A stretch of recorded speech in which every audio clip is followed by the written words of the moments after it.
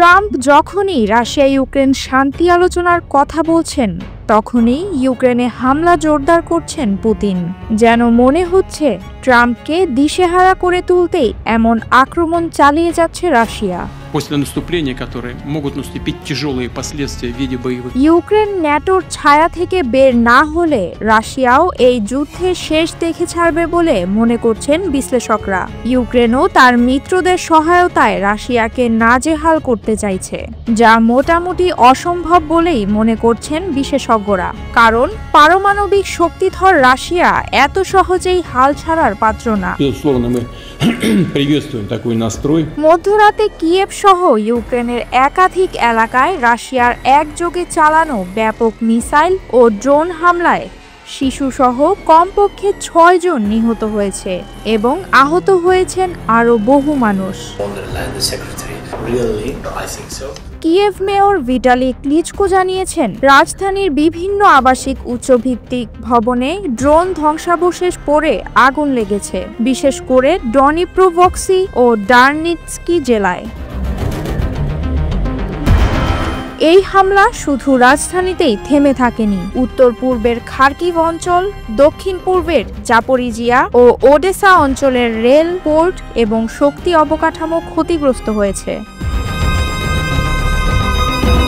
উল্লেখযোগ্য, হামলার সঙ্গে যুক্ত ছিল বেশিরভাগ ড্রোন ও মিসাইলের সমন্বিত লক্ষণ।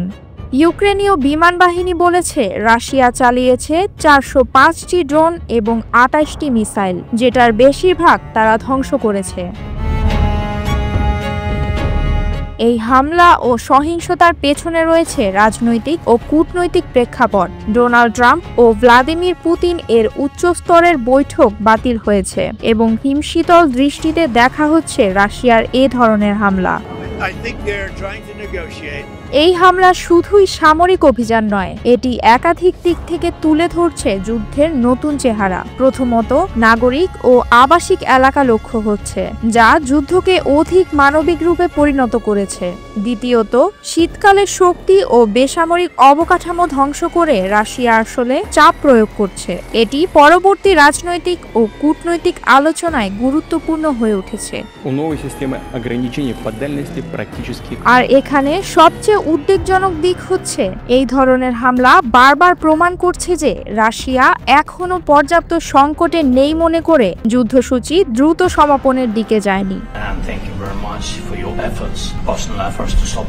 এখন প্রশ্ন উঠছে, ইউক্রেনকে সরাসরি সমর্থন দিয়ে আন্তর্জাতিক সম্প্রদায় কত দ্রুত এবং কত দূর এগোবে, আর ইউক্রেন কতটা সক্ষম হবে নিজেরাই নিজেদের সুরক্ষা ও শক্তি অবকাঠামো করতে।